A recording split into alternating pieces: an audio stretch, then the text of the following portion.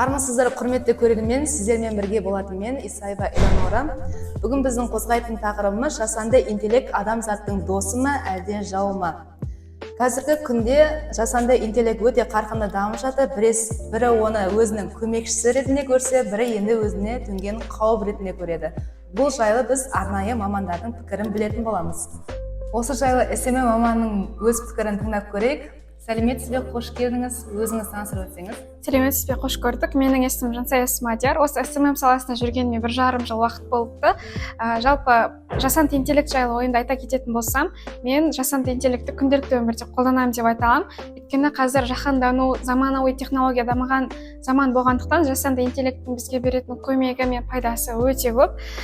Бізде СММ маманның құрамына копирайтер, яғни текст жазатын маман кіретіндіктен маған көбіне текстпен проблема болатын, және копирайтер, яғни текст жазатын мамандарға мен көп жүгінетін, маған текст жазып берші деген секілді. Бірақ жасанды интеллектті білгелі және пайдаланғалы копирайтер мамандығын алмастырды деп айта аламын.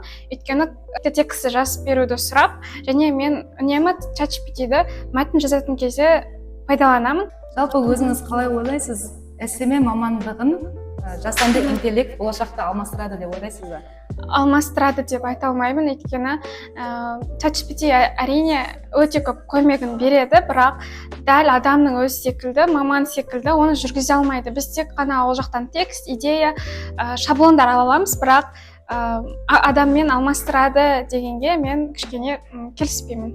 Бәрібір де СММ маманы біраз уақытқа дейін жұмыс жасайды, алдағы 20-30 жылдықта да трендтен түспейді деген сенімдемін.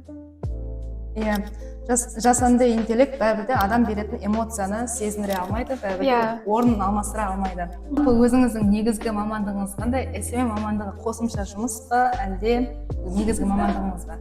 Менің негізгі мамандығым ағылшын тілі пәні мұғалімі. Бірақ мен бұл мамандықты қосымша ретінде пайдаланып жұмыс жасап жатырмын.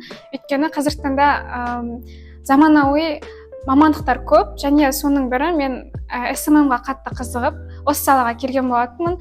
Ал өзімнің мамандығыма келетін болсақ, ChatGPT, яғни жасанды интеллектті өзімнің мамандығымда да болашақта қолдануға көмектеседі деп айта аламын. Өйткені жаңа басында айтып кеткендей, жасанды интеллект барлық салаға жауап беріп, бізге шешімін тауып береді. Былайша айтқан кезде барлық идея, проблеманы біз ChatGPT-дан сұрай аламыз.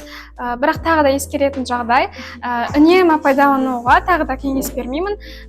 Тек главный идея мен шаблонды алып, ары қарай өзіміздің ойымызды дамытуға үлкен бір мүмкіндік деп айтқым келеді бұл жасанды интеллектті. Иә, дұрыс айтасыз. Адамның ойы ұшқыр, ал ChatGPT тек бір стандартқа шектелген нәрсе. Жауаптарыңыз үшін рахмет. Тек қана шығармашылық табыс тілеймін. Сізге де рахмет, сізге де шығармашылық табыс тілеймін. Қазіргі таңда өте өзекті тақырыпты қозғап, сұхбат алғаныңызға және сұхбат бергеніме өте қуаныштымын. Достар, біздің сұхбатымыздың қонағы ынтымақ жалпы білім беретін мектебінің информатика пәні мұғалімі Исаев Нұрқасым. Сәлеметсіз бе, қош келдіңіз. Саламатсыздар ма, қалайсыздар? Жақсы, өзіңіз қалайсыз? Жақсы. Өзіңізді толығырақ таныстырып өтсеңіз. Менің есімім Нұрқасым Исаев болады. Мен ынтымақ жалпы білім беретін мектебінде информатика пәні мұғалімі болып жұмыс жасаймын. Сізге қояр алғашқы сұрағымыз, жасанды интеллект дегенді жалпы өзіңіз қалай түсінесіз? Оның пайдасы, зияны бар ма? Өте орынды сұрақ. Жасанды интеллектке келетін болсақ, қазіргі таңдағы ең ауқымды тақырыпты, яғни актуалды тақырыптар деп қарастырсақ та болады. Қазіргі екінің бірі осы жасанды интеллектті пайдаланып келіп жатыр. Соның ішінде ең қазіргі атақты болып жатқан бізде ол ChatGPT. Оның популярный болып жатқан себебі жаңағындай біз қалаған нәрсемізді жасап бер десек, ол кескінін болсын, бейнесін болсын, жаңағы тексттерінде бәрін жасап беріп, біздің өмірімізді едәуір жақсартты десек те болады. Жеңілдетті, жеңілдетіп тастады. Жалпы зияны, пайдасы бар деп ойлайсыз ба? Әрине барлық нәрсенің жақсы жаманы болады, таяқтың екі ұшы бар демекші, оның едәуір зияны бар десек те болады. Жалпы 50-50 деп алып қарасақ та болады. Себебі қазіргі таңда цифрлы заман болғаннан кейін біз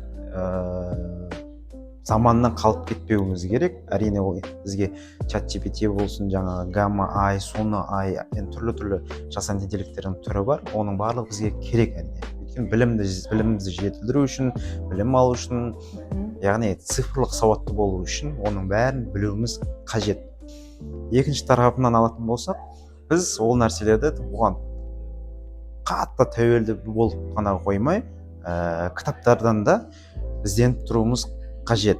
Өйткені жасанды интеллекттер бізге дайын нәрсені құрастырып, бізге көрсетіп дайын нәрсені, жалпы дайын нәрсені аузымызға салып беріп отырады. Ол дұрыс емес нәрсе. Адамның өзінде де жалпы фундамент деп айтып жатамыз, білім болуы тиіс. Жалпы дұрыс айтасыз. Енді кезек сұрағымыз, жалпы өзіңіз мұғалімдік қызметті атқарасыз ғой. Осы жасанды интеллекті білім беру саласында қай қырынан қолданасыз? Оқушыларға осы жасанды интеллектпен сабақ берген тиімді ме? Әрине өте тиімді, оның жақсы жақтары өте көп. Яғни ол жерде біз электронды тақта шығаруымызға болады, түрлі геймификация арқылы оқушыларды сабаққа тағы екі есе қызықтыруымызға болады. Себебі қазіргі таңдағы балалар өте дарынды, өте ақылды, заманауи балалар болғаннан кейін, ол жасанды интеллект болсын, цифровой білім әрдайым бізге керек болады. Жалпы өзім мұғалім болғаннан кейін заманның қарқынына еріп жүруіміз тиіс. Заманауи мұғалім болуға тырысуымыз керек. Жасанды интеллекттің қай түрін сабақ барысында көбірек қолданасыз? Мен өзімде үйде сабаққа ертеңгісін дайындалар кезде әсіресе чат GPT-де көбірек қолданамын.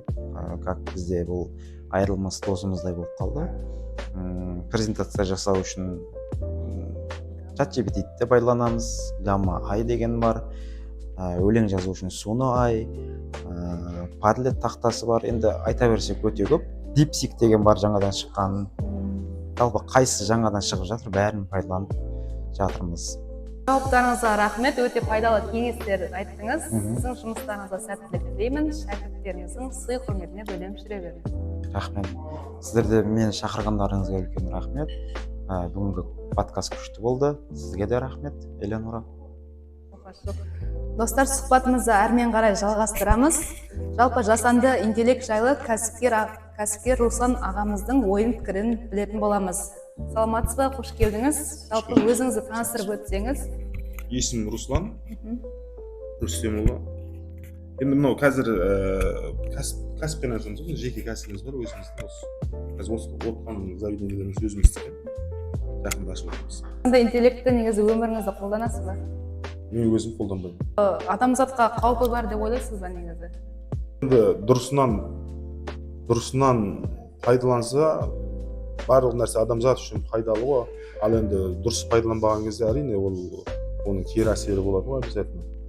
Жаңағы Достар, өзіміз байқағандай, сұхбаттың нәтижесінде жасанды интеллектті пайдалану туралы екі тарапқа бөлінді. Бірі өзінің көмекшісі ретінде көреді, екіншісі мүлдем қолданбайды.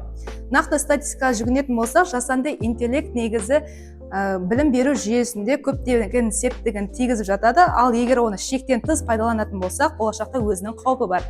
Мысалы, кассир, даяшы деген қызметтер жасанды интеллектпен алмасып, көптеген жұмыссыздыққа әкелуі мүмкін.